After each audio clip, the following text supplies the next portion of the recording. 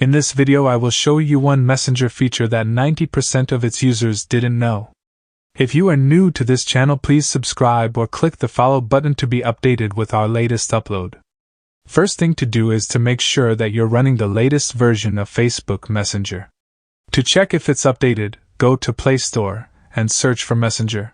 If it says update, just hit update. If it's open, meaning your Messenger is up to date. Let's go ahead and open Messenger. Now select a conversation. Tap on this emoji button. Now in here click this icon. You will see and hear this sound emojis. Meaning this emoji has a built-in sound to it. When you click on each emoji, it will autoplay its sound.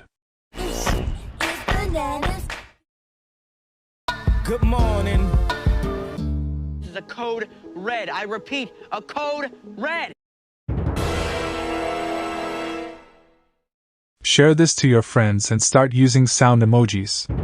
For more how-to tutorials, please subscribe or click our other videos to keep on watching.